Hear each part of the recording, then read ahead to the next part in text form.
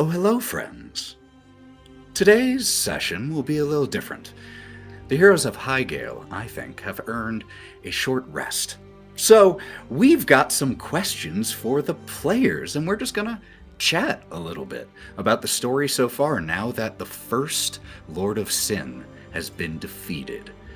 So, let's go around and say hello to everyone again.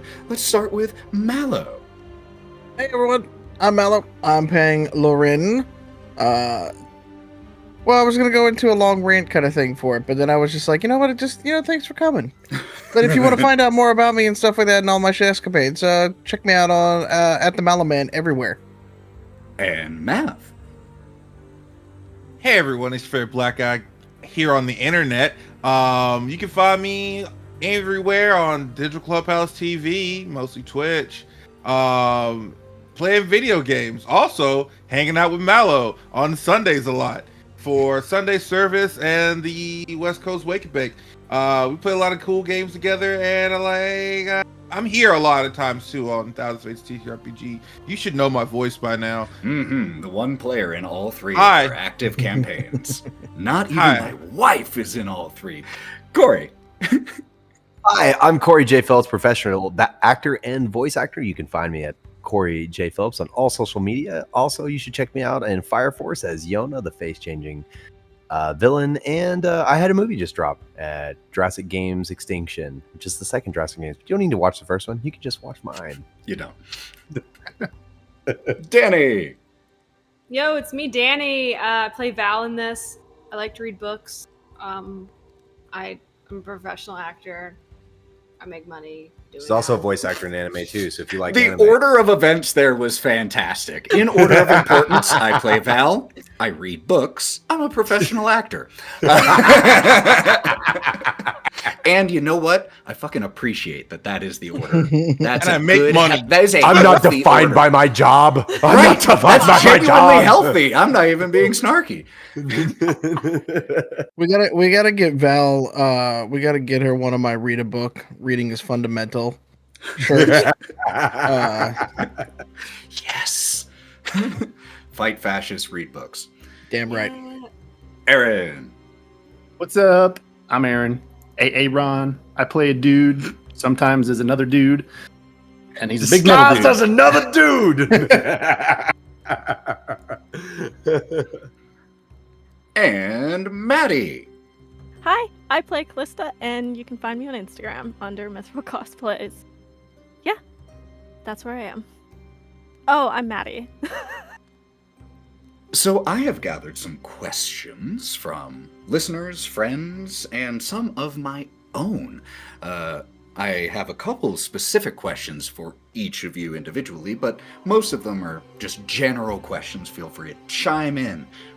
I want to start, though, with the most recent series of events, and that is the actual confrontation with Zariel, since that's freshest in our mind. That was obviously a very tough battle. I mean, Archdevil, whew, let alone her.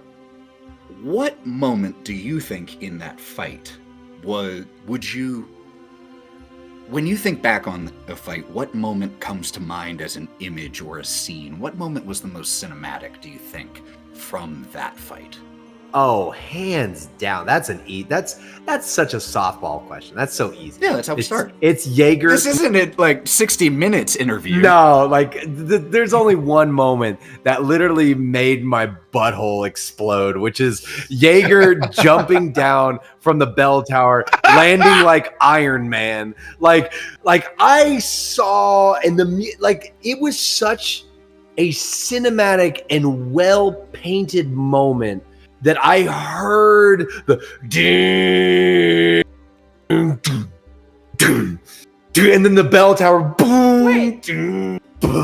That was an incredible moment, but that wasn't in the Zariel. That wasn't in the That was Zariel the bell fight. tower No, that was the start of the whole thing. Was the Zariel fight to the me. actual encounter with Zariel herself. It's all Jaeger. It's the building.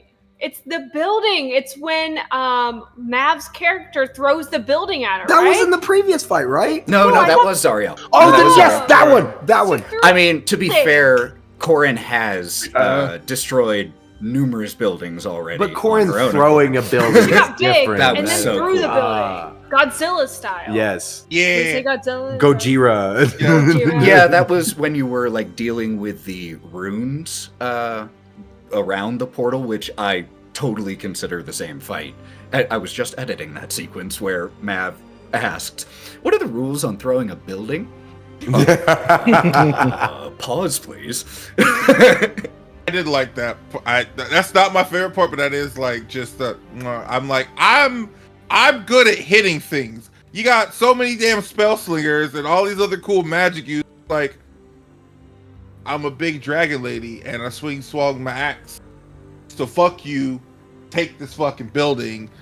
Lower the housing market prices in this area. It's great.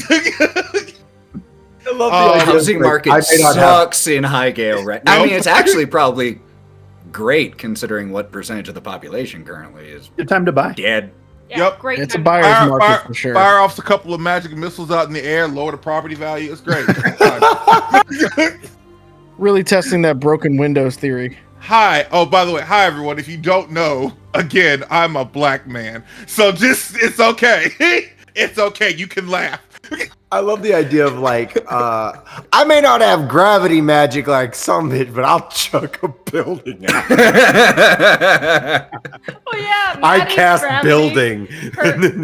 Prepare to meet God. Well, and to your credit with that scene, that moment, Mav, like I think one of the difficulties of high-level D&D is the not even just the power disparity between spell slingers, as you called them, and non, but the conceptual gap of, like spellcasters at 16th and 17th level can change reality, rewrite the rules of the universe temporarily. And so And just rewrite your hit points. But you thought of a way to do it and still be incredibly epic without the spells at your disposal. But I will say my favorite part of the Zariel fight, the actual Zariel fight, not gonna lie, it was honestly just collectively us just jumping her. And there was a couple of points where we just jumped her and laid so much damage into her at one point to where she's like, you know what? Fuck it. I'm flying in the air. Get down here, you evil bitch. Come down here and fight. She did murder two of us. But it was like, go to hell. So literally. I did like that most of that fight was just Danny saying nope to things Zariel wanted to do. Like, there's something so insane about, like, a singular player being like, how about no? Repeatedly to basically a god. Like, how about no? Much. How about no? How about no? Like, there were so many moments of like watching Ethan deal with no you from pretty much everyone. Like, there's something wonderful about like you do so much to try to like yes and all of us, and like I want to throw a building, I'm turning into a spider person, a giant spider god person. Also, I am basically a Hulk buster. I'm gonna go through this wall. Like, you're yes-anding the crap out of us. And our entire strategy to the Zariel fight was, how about we just negate Ethan a bunch of times? And that was the correct strategy. Like, so many counter spells. Like, just hey, that's counter what the spells, wizards counter are spells, here counter for. and Oh, they you're were gonna saving leave? their slots? What, your legendary action is teleporting? Wouldn't it be a real shame if you couldn't do it? It'd suck if you couldn't. I think nearing the end, when Zariel is holding Kalista's body and just about to turn around to go do unspeakable things to Kalista's sister and just absolutely destroy Kalista's soul, that use of Sentinel was so beautiful. As somebody who, as a DM, Sentinel is one of those abilities that Yep. fucks you over without even noticing. And the fact Sentinel that is the did martial not- character Silvery Barbs. I swear to God. It is, and it, done in a moment like that is so impeccably beautiful. And like just the fact that it was Jaeger that did the Sentinel, and it was Jaeger that saved Kalista's sister in the end was poetic, but also incredibly cinematic. Yeah, and legitimately probably is the reason that Saren survived that episode. Because even if Zariel had been able to try to do something after the Sentinel, once Kalista was down and dead, like, you can't kill a character's sister when they can't see it. Also, it completely took away from the fact that she was doing that to spite Kalista. Mm-hmm. That was the whole thing. She had And can I no just say motivation. Yeah. that I love that the two people who died fighting Zariel are the two people who attacked the priest that Zariel was inhabiting. See, that's fucking poetic in such a good way. Because And I didn't plan that. Except for you. No. Like, once you got in her You were face, targeted- she recognized you. Okay, She was like, okay, you're dying. I asked for it because the worst thing in Kalista's mind would be to watch Saren die. And if that meant she had to put herself in front of the blade, she was going to do that. She was not going to sit back and watch as Zariel took the only part of her life away from her. And yeah, that's why I did that. Was it foolish? Oh god, yeah, but she had her priorities. Love that. Mallow, what about you? What's the cinematic moment from the Zariel fight that sticks out to you? Well, it's less about the. Well, if you've watched the VOD for it, I guess for the people who are on the podcast listening to this, Cory's a very animated person in his little booth. He gets to jump around like a kid in a like one of those jumping castles and stuff like that. Like, so to see his face because Ethan and I have been building up this reveal of Lorwryn's sort of ultimate form, and then to like see people react to it and things like that in real time while we were doing it was a ton of fun to me. Mm-hmm. And a really fun way to kind of bring it in, with everything else that was going on. So it was sort of like a culmination of a lot of like crazy moments in that fight.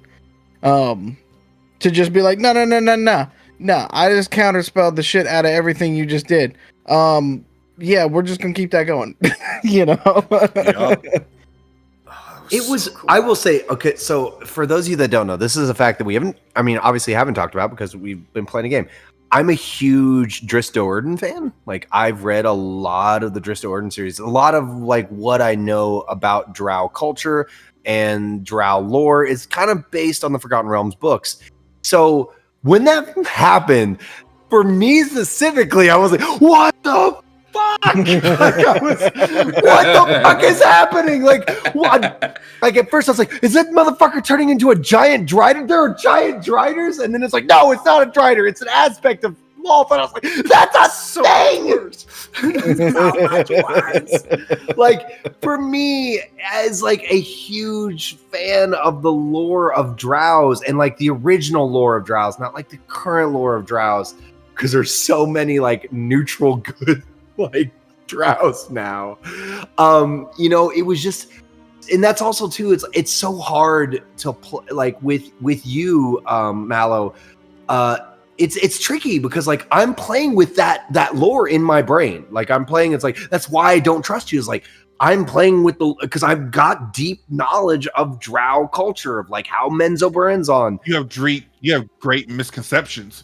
And I was thinking about this aspect of Shin recently, and I want to toss it back over to you, Mallow, but I was thinking about this aspect and the knowledge you've displayed, like, because of your readings of the Forgotten Realms thing. I was like, well, this isn't technically taking place in the Forgotten Realms. This is Evilor. It doesn't have the Underdark. But we've also established that Shin has plane hopped. Mm-hmm. Mm-hmm. And so it is fully possible that Shin has had most, if not all, of his interactions with Drow while in Faerun, while in the Underdark. And so while those concepts of Drow, should be nervous of all of them might not be true here in Ivor. That doesn't mean it isn't true based off of your experience. And to be fair, when it comes to Lorwryn, I mean, being a little suspicious probably ain't a bad idea. I mean, why else would you expect a drow to literally sneak into the building, into the Queen's Council, not explain herself at all, ask for everybody's hand, and then bamf everybody into the middle of the battle immediately? Who are you again? By the way, when she went down to 0 hit points, she comes back as an aspect of a roster. Yeah. So, you know, It's the scenes afterwards so that are cool. in the next episode of it, where Shin is just like, I don't trust you, and I don't do this, and I don't do that. I'm just like, okay, good. We have some conflict here. Like, I appreciate that, because, you know, it's the amount of, like, people just sort of, like, the whole group just sort of accepted that, like, oh, there's this other wizard here, and oh, off we go, you know, and yeah, we had a big emergent thing to deal with. But, you know, from an interpersonal relationships, you know, kind of perspective, like, everybody just sort of accepted it and moved on. And it was like, well, I guess they're fighting with us, so it's okay and all, but, like, there could be ulterior motives and stuff like that. And Shin's, like, the only person that's sort of, like, been like, wait a minute.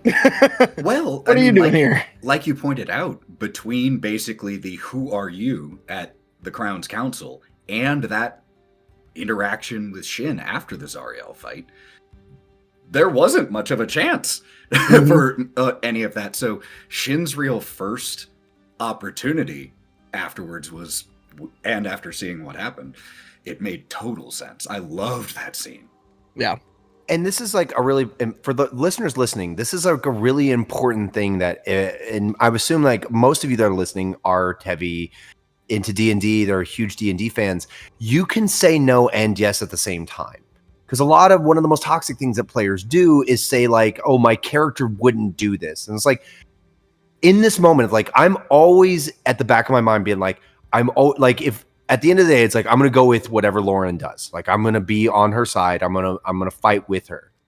But from a character standpoint, with Shin's background, and it's like, and with what me as a player understands, is like, I should not trust Lorwryn, but I trust Mallow. So like, I'm as the character being like, I don't trust you. But in story, like in gameplay, that's not going to come out to like me attacking Lorwryn. It's not going to come out to me preventing. That's Matty's Lorwryn. job to attack me.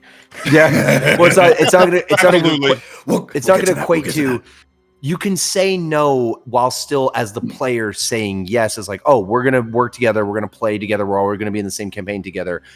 But my character does not trust you. And I'll find ways to make those two make sense. It's so much more interesting to say, yes, I will work with you, but I'm suspicious of you, than to say no. Yeah. And which, because this is a game where we're improving, if you get to that level of it, it's kind of like, okay, how do I get you to say yes, or are you making a new character? You know, well, that's the thing, is like, Mallow knows that me, Cory the player, is going to say yes to whatever he does. Like, just by blanket, it's like, I am a team player with Mallow. So he knows going into this interaction, or at least I hope he does, I hope that I've established this, is that, you know, even though Shin is being like, I don't trust you, and I don't know if I should work with you, that Cory the player is going to find a way to make it make sense that he's going to end up working with him anyways. We work Even with if people we don't trust. I'm like, how boring. That's the beauty of a world-altering threat. Is, you know, like, we got the enemy of my enemy is my friend. Like, all right, bet. No Yeah. time for this shit. Well, and it's sort of funny because, like, I played Lorwryn the same way or I played Lorwryn the character like me as a player would do, because I don't know, like, previous to this, like, we had a session 0 and stuff like that with it, but, like, I don't know Cory, and I don't know Danielle.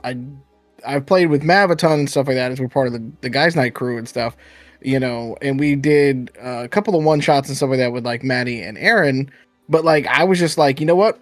We're going in completely blind, and that's going to give us all these cool interactions, and it's going to give us, like, all this, like, interesting, like, feeling out, both from the characters and the player standpoint and stuff like that. Like, you know, that's some of the beauty of it for me too. When, you know, as a writer and as a person that tells stories for a living, right? Like that's my kind of fun that I get to have a little bit of this is like, okay, we're going to kind of discover everybody's like way that they're playing their character while also playing within our own characters and things like that too, right? There's that little bit of, it's like professional wrestling, like your character is yourself turned up to 11 kind of thing. And it's like, okay, how do we get to pull off the mask a little bit and just jump in there and sort of like, all right, we're just going to like figure this out and see where it goes. You know, there's a lot of that kind of fun stuff that goes on in between the scenes, even that are in there that we've edited a little bit and stuff like that. Like there's so much fun stuff that's in there. And there's times where Ethan has not found gems of little parts that I thought would have gotten cut out, and they're just in there that are really great too. And I like that. It's just us laughing. I try to keep like as much as possible. The main things I cut out are like, what was the rule on this? Hold on, let me check. And let me all the math. Or like, where's my D6s? I need 5. Fuck. Nope, that was a D8. Aaron, what about you for the most memorable moment for you in the Zariel fight? Oh, it's kind of an overarching just idea of a final boss fight and how it was pulled off, because I mean, how many rounds was it? 3 total? I think it was like 4, but yeah. 3 or 4? mean, it's never going to go that long. Right. And it felt like we were in there for days. Just getting wailed on, beating the shit out of her. It was ups and downs, and it felt so fluid. And it was just like, it was awesome. It was so epic and cinematic. Because she was flying around everywhere. Every single person did something completely different. Individually, things to help the team, doing the combo moves. Those are always just awesome. Like Shin flying me up there. Like, oh, that was so cool. Jetpack Jaeger. Yeah. I mean, Jetpack Shin, if we're being real. Yeah. I mean, that kind of organically brings me to another question that had been suggested, and that was talking about high-level play. High-level D&D is rarely achieved. We started there. That helps a lot. And high-level D&D combat notoriously gets kind of dragged in that it can feel slow and sloggy, especially when we're dealing with spellcasters. As a spellcaster player, no offense intended, but lots more options and therefore lots more time, and that can make things feel slow. Have you all ever played D&D combat in 5e or before at this level? And either way, how are you feeling about high-level play so far?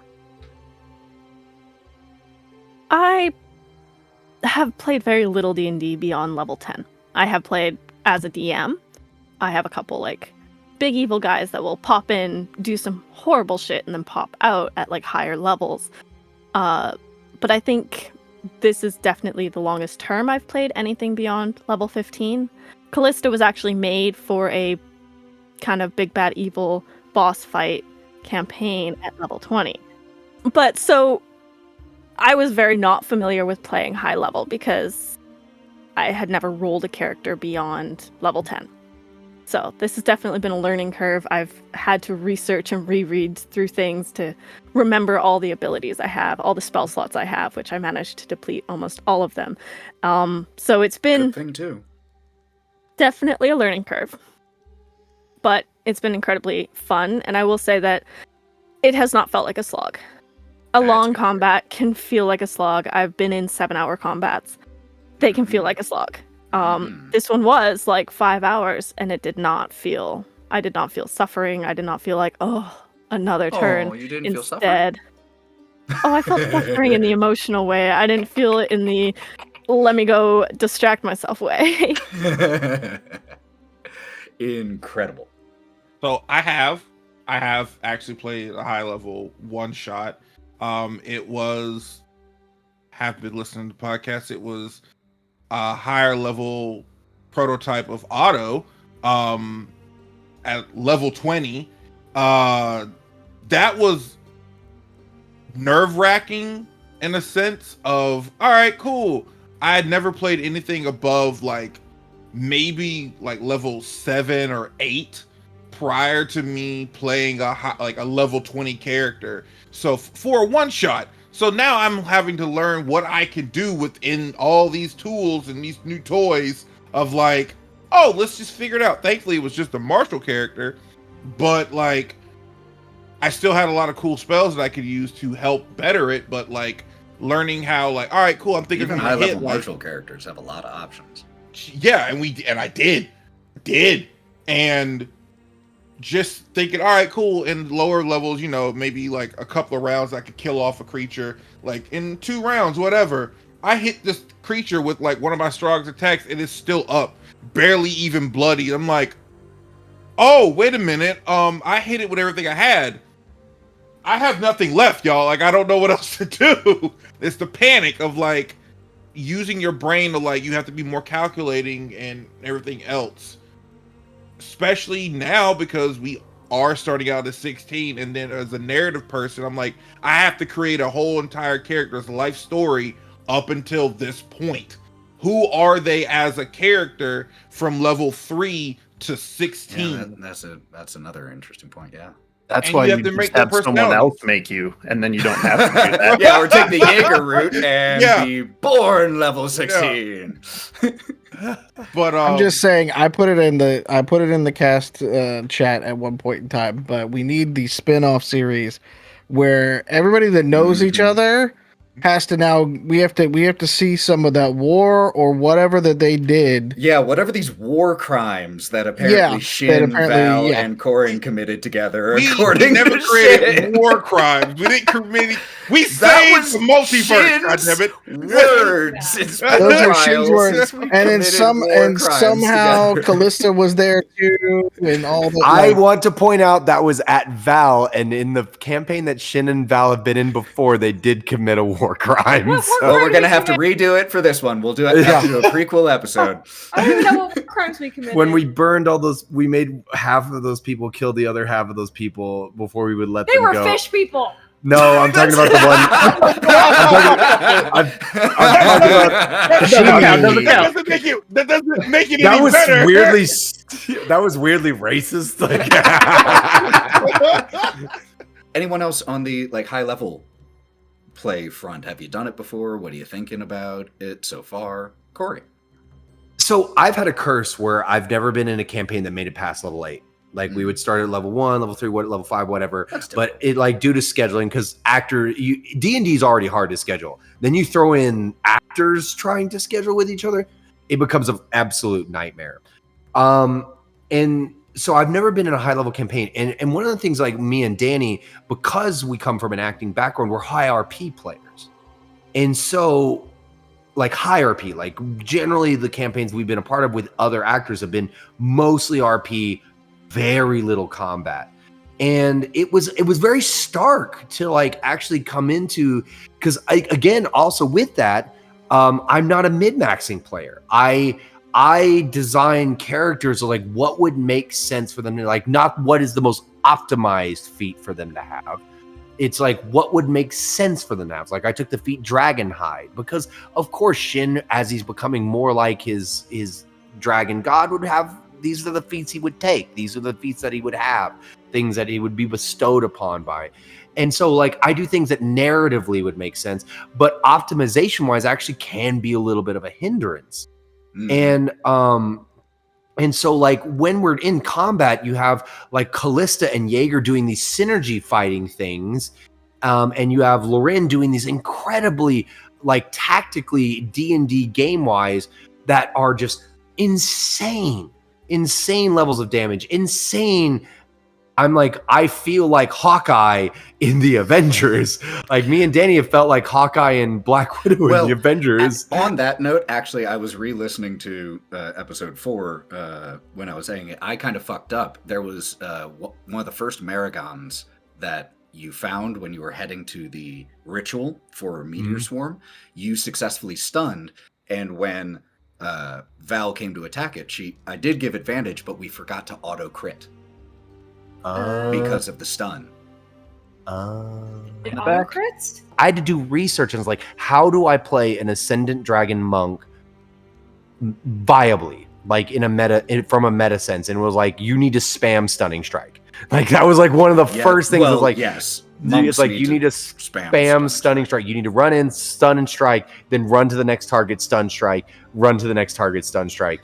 You need to like. I did research because I was like, I'm like a level 5 player playing with a bunch of level 16s. Like you guys are doing insane, massive amounts of damage. Jaeger is just owning shit left and right. Kalista is just owning shit left and right.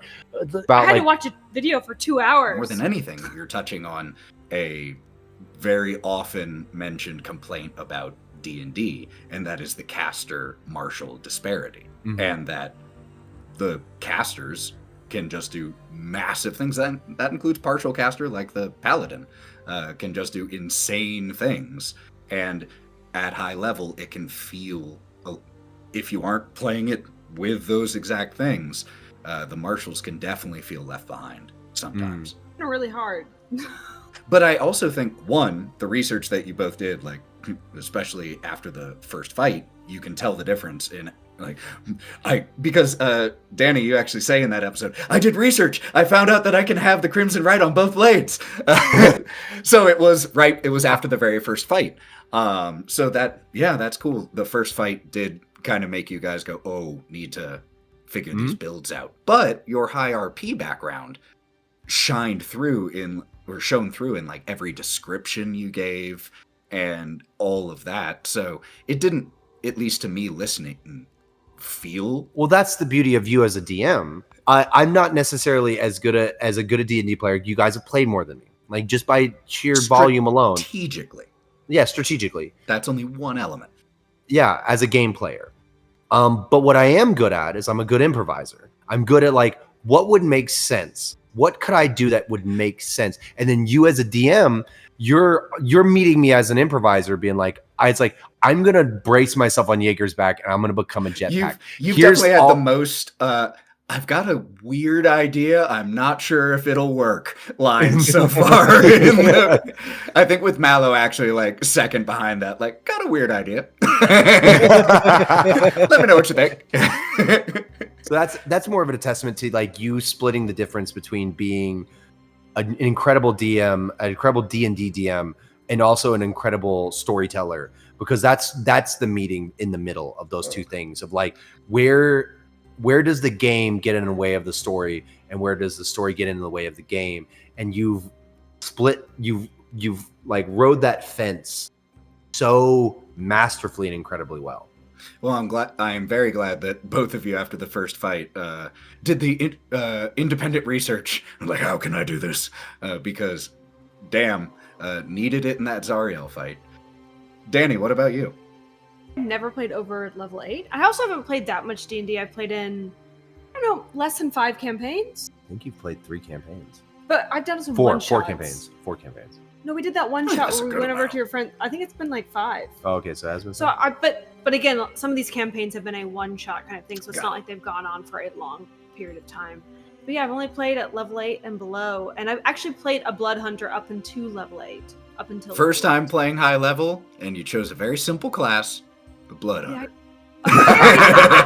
The simplest martial class. Yeah, it's crazy.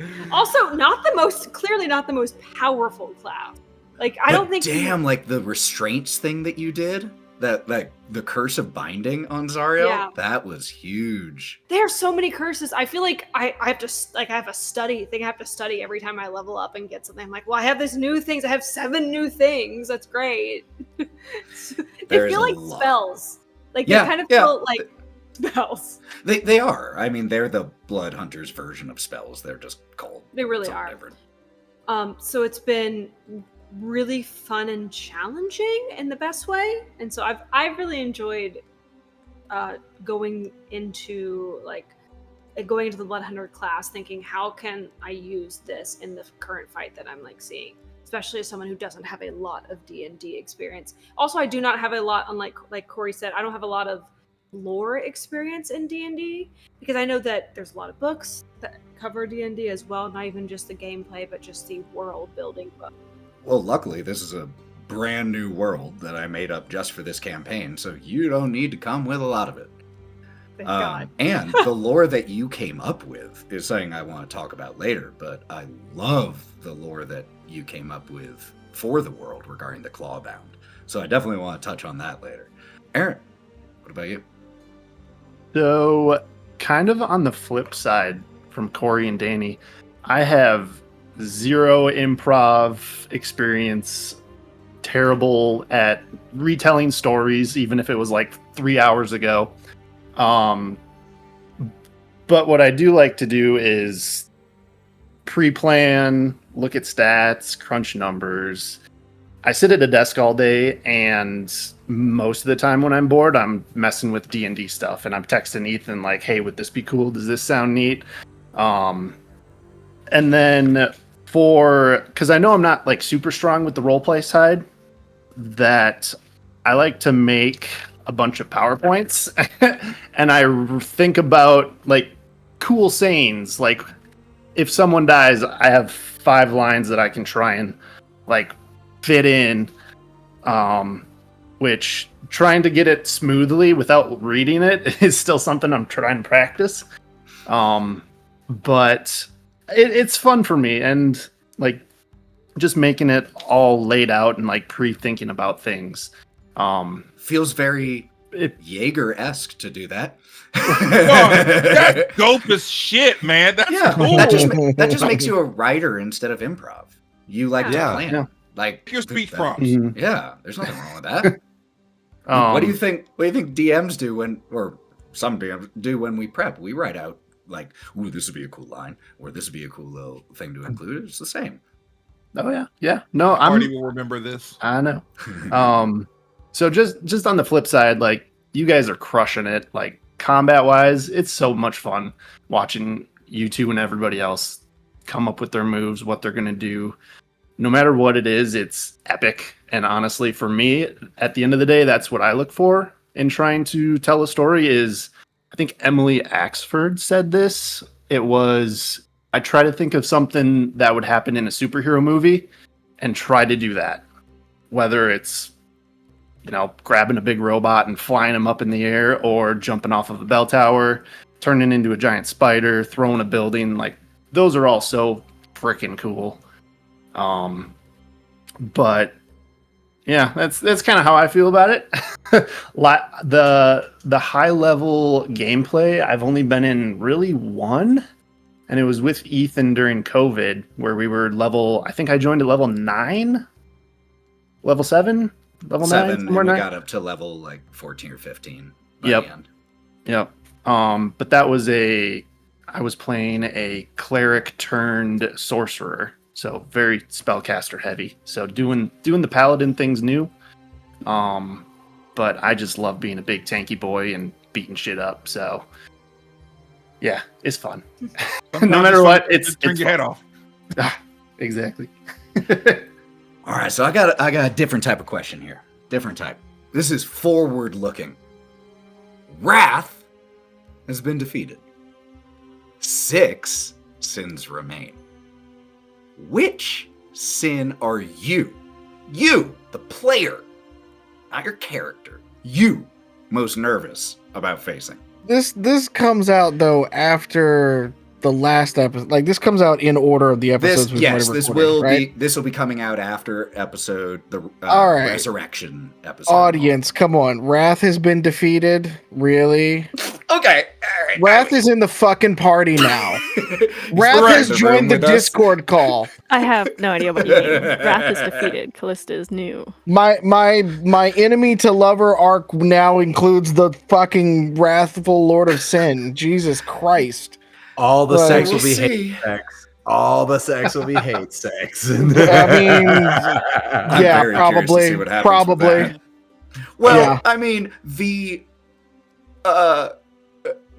aggressive enemy, or the aggressive is still appropriate. The enemy wrath has been defeated. True. The archdevil, the first archdevil, has been defeated. of the other 6 archdevils/sins, which do you think you are the most nervous as a player about facing, either in terms of like the potential combat or in terms of what their influence might bring in the Lust. area? Lust.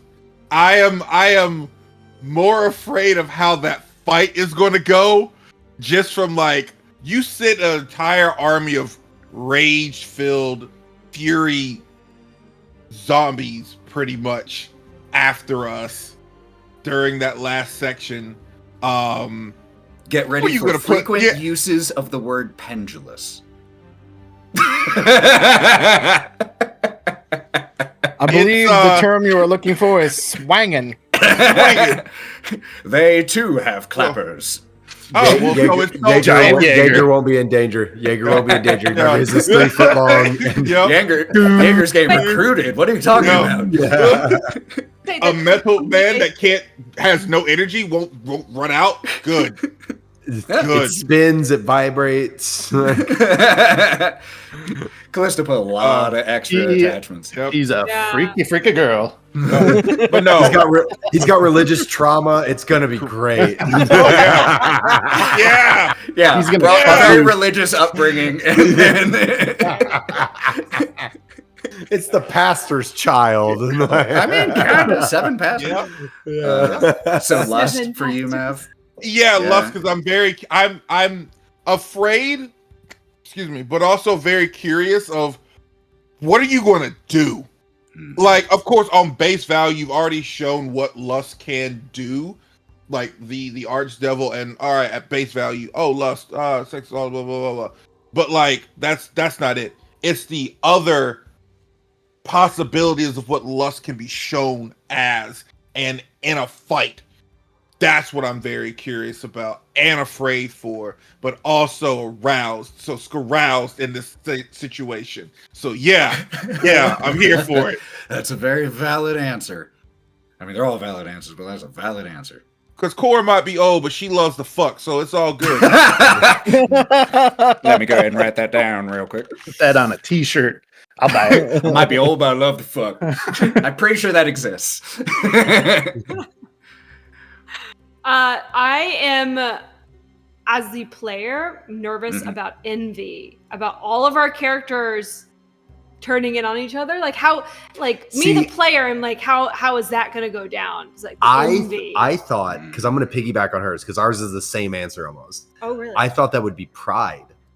Oh, you Because the thought- thing, I thought because the one of the envy- toughest parts about a high level campaign is it's an Avengers movie, because you have basically the all-star team. the all-star team of like everybody We all wanna be is three-pointers. the hero of their own, like the big hero of their own story. Mhm. And besides Jaeger, who's only like 2 or whatever, how old Jaeger is, We Um, spent every 2 one of us has weeks. like these hugely storied backgrounds. So like envy or pride would be like from a DM like, and this is like playing this as like, oh, if we were to play this at like the highest RP, what would make sense? Like it would be very easy to turn us all against each other.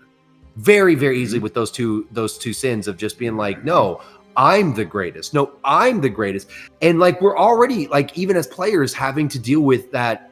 Like one of the things is like when we're doing the RP, like with what just happened with Lorwryn and Kalista, it's like you have these 2 people who are at the height of their abilities, the height of like, and they're competing on like, no, I have the solution. No, I have the solution. I mean, Shin even was like, everybody thinks they have the solution. What's the point of a plan? Like, you know, like, because that would make sense from an RP standpoint. They've been the solution to so many problems Yeah. their entire lives, but it's been individually. Now they're on a team of people who have been the solutions to the problems their entire lives, and then add pride or envy into that situation, Mhm. and we're all going to attack each other. There's going to be a lot of PvP.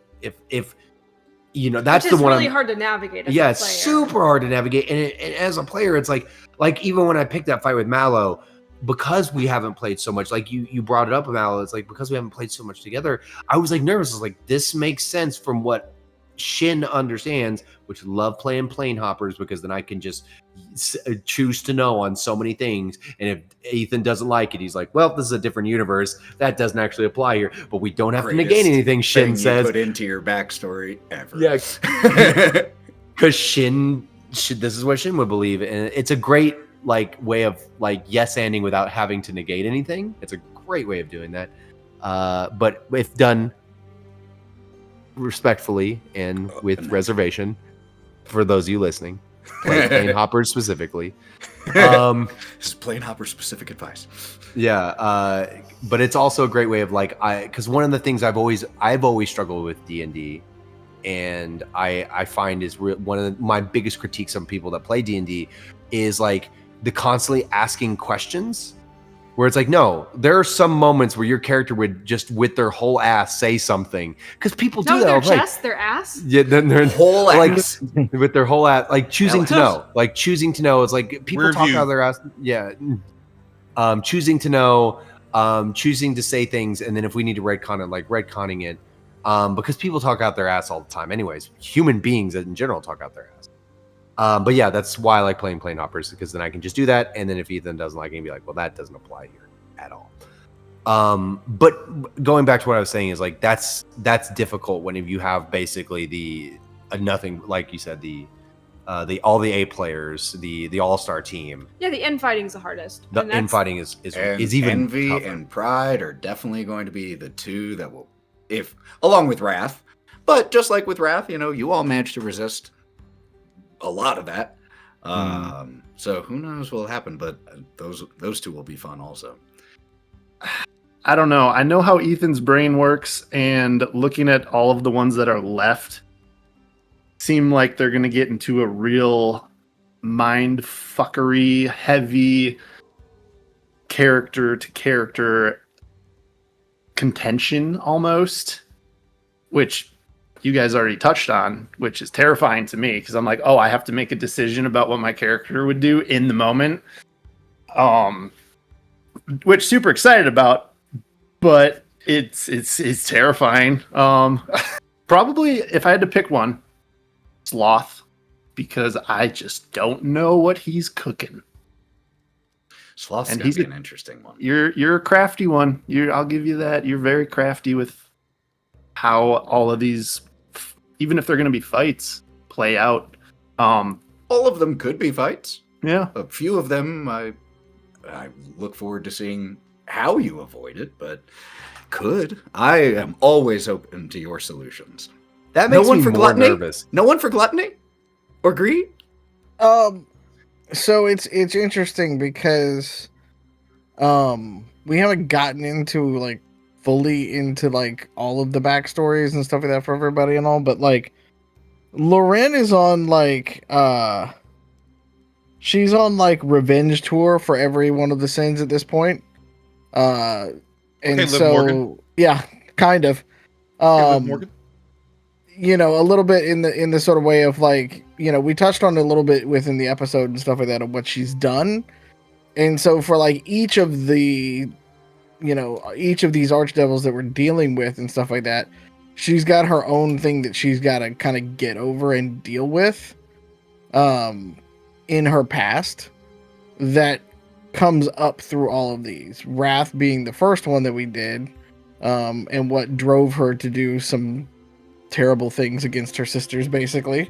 But all of the rest of them kind of contribute to all of that kind of stuff. And so for her, it's a little bit of every single one of these fights, which is why she can resist as much as she can on some of these, is she's kind of already went to hell and back on her own. And so now we're fighting the epitome of it, in our face. But, there's a lot of soul searching and things that she's done because she considers herself a broken individual, completely and utterly broken. And so this is her trying to put herself back together. It's like you were reading my questions because that leads so well into my next one. But before we do that one, is there a sin that you, Mallow, are most nervous about the group facing? No, not nervous. And Yeah, bring it on. and I will say why, because it is the and folks who have listened to the show and stuff like that, we've made mention of some of the games that I've designed in the past and stuff like that. It's been over 12 years that I've been a game designer and a professional writer for that. And I've put some pretty fucked up things in my stuff before. And I love being able to push the boundary with a lot of that kind of stuff. So for me, if there's a nervousness about it, it's more about I want to bring the right performance to each of these as we go, because it's like a happy nervousness kind of thing where it's like, I don't know where this is gonna go, but we're gonna go there and we're gonna see what happens, and I'm hoping going to surprise the hell out of a lot of people when we get there, because I think it's gonna be a lot of fun. Us. Well, yeah, I mean it is improv too, so it's gonna surprise the hell out of us. But I hope that as we get further into it and stuff like that, like it's really going to help. It's really going to bring a lot of good storytelling to the front of the show. Well, based off of what you all have done so far, I have no doubt about that. So, most people said lust or something along the line of lust or envy. I think we got lust, pride, and envy were the three that were said. Yeah, those are the three ones that were said. And I am a Slaaneshi girly, so I'm actually excited for those ones. But I think as far as where the problems we're already facing in our party is going to come up is going to be either pride or envy. And I feel like those battles are going to be a whole different level of chaos. It also kind of felt as if pride was the main voice when they first took over the Seven. Oh, I'm glad you picked up on that. So, which makes sense for pride, obviously. So I kind of feel like pride is going to be incredibly, incredibly difficult, because it's a sin that every character in this party, whether they'll admit it or not, definitely has some inklings with. Even Shin has some pride with him. So it's going to be interesting to see how that plays out. I think that's the one I'm most trepidatious for. So, like I said, what you were saying, Mallow, kind of connects to another little question. I was going to jump to something else, but this is too perfect a segue. What of the sins, all 7, do you think your character most embodies? Or which sin do you think has the most influence in their lives? And I may or may not use this answer against you. When I told Lauren this question, she was just like, "Oh, research." Yes. So you would think, "Oh, Korrin's a barbarian. Wrath." No, it would be pride. It would be pride. No, that tracks. That 100% tracks. Ethan knows about a little bit more about Korrin's backstory. I've tried to at least hint at this when it comes to it has to do something with Jaeger. Jaeger's existence bothers her. She likes Jaeger, but what he stands for bothers her as a fighter. And that'll anti-AI. She's anti-AI. You're AI. No. She's not. It's because she's trained her entire life to be where she is and given parts of herself I had to work so save the hard world. for what I have. Correct. And The wizard this sword motherfucker just creates this thing in day one ready to fight. So it's like, what the fuck? I love that answer. Yep. I love that answer so much. I mean, it's also the same as the person who's like, I had to pay off my student loan debt. And they just get it wiped away. Yeah. No. Yes. Yes. But actually, I did notate it with my axe that got upgraded from with Blitz. How she's like, I don't necessarily he did it out of kind of his heart, but I'm like, it's new. It's all right. I'll deal with it. It'll still kill things, but it's like, nah. She's a little old-fashioned. Yeah. Yeah. So that'll probably come up eventually. Hey, here you go, little teaser. We just don't know when it's gonna happen, but hey, there you go. Look behind the curtain. So yeah, That's what we're here for.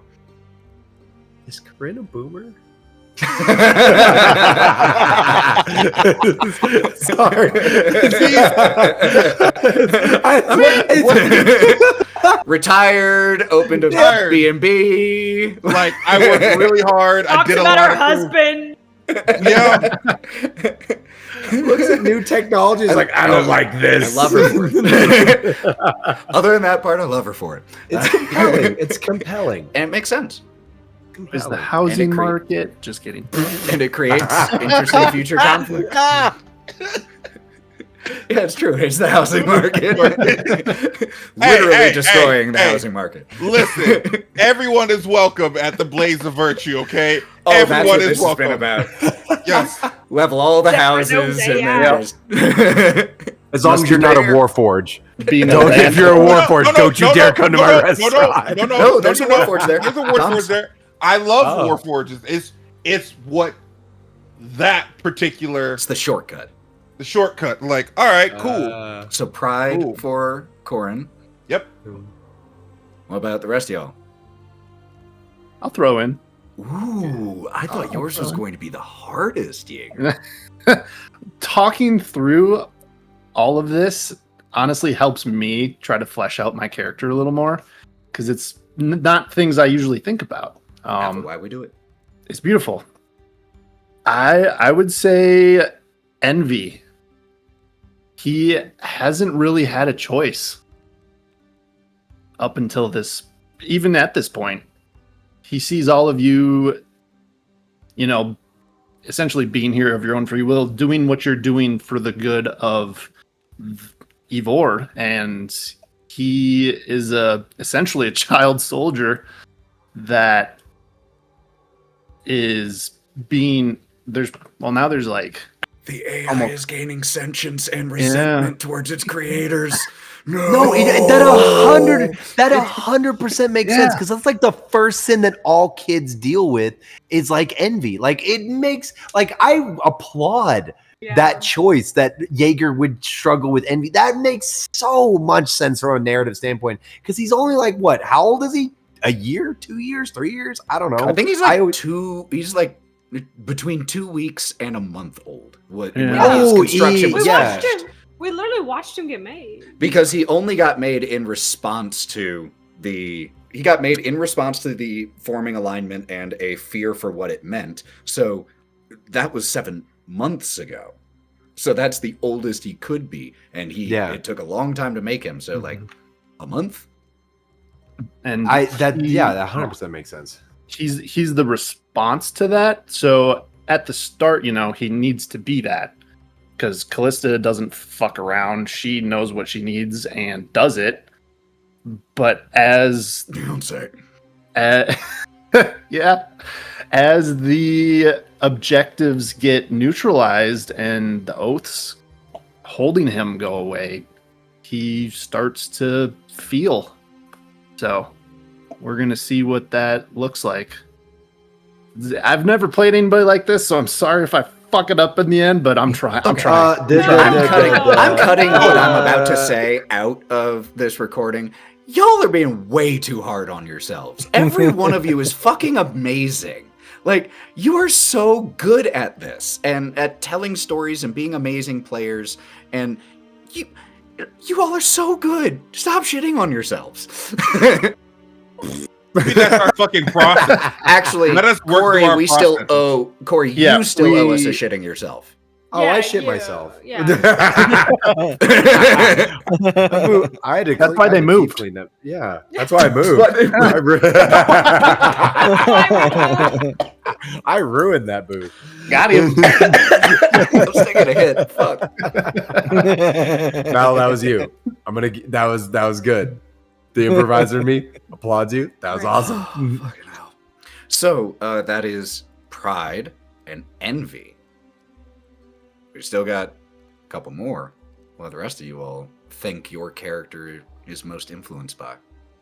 See, this is the question I thought about the most while I was walking around today.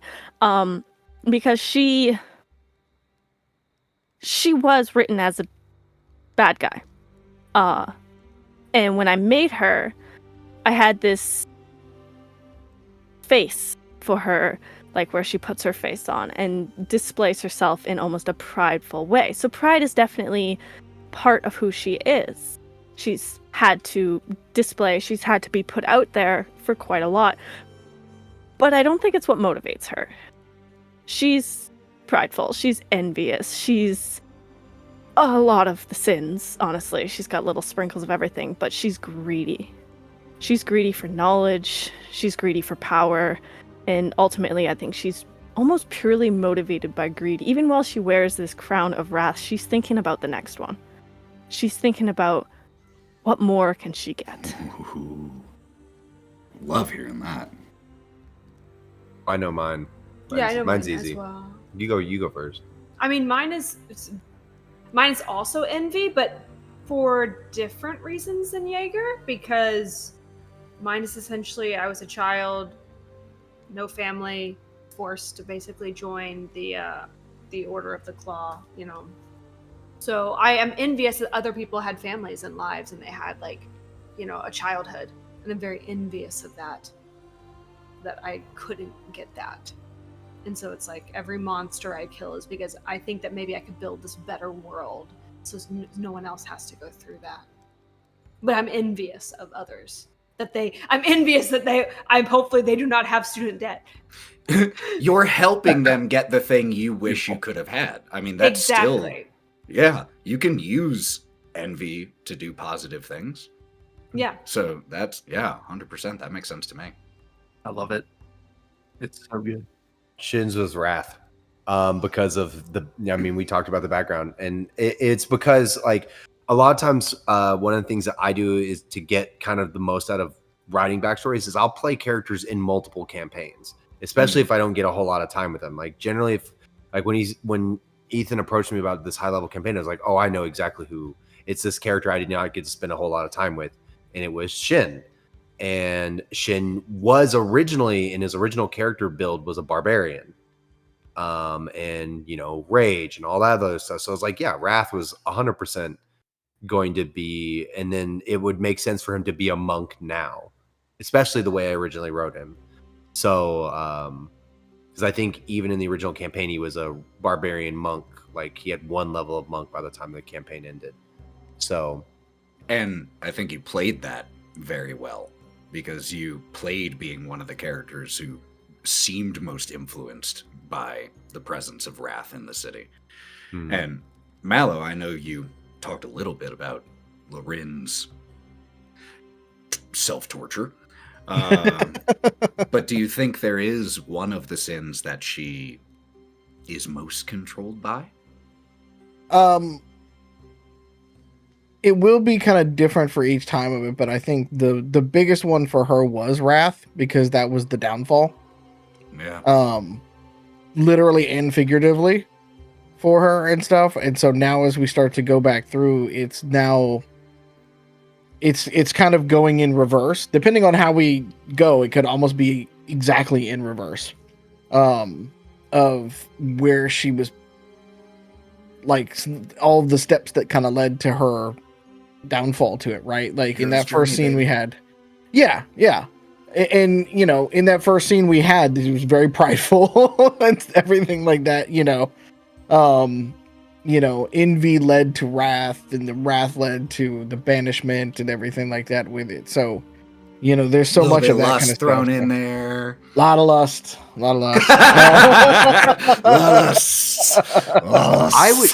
I would think if I had to guess, Lorwryn's would be greed, just because she wants so desperately to be in Lolth's favor. Like, just from the interactions we had, is like wanting Lolth to pay attention to her, and she wants all Lolth's attention.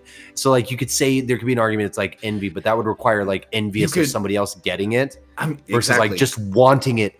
And all you could for argue yourself. pride. You could argue pride the same way, Mhm. of like, I deserve that. Yes. That should be mine. Not just I want it. That is But my I think just by like what Lorwryn has said to Shin and like what Lorwryn has said out loud, the I want, like statements of like I want to be like I want her attention, I want her favor is it's in its own form greed. Mm-hmm. If at the base of it, monetary.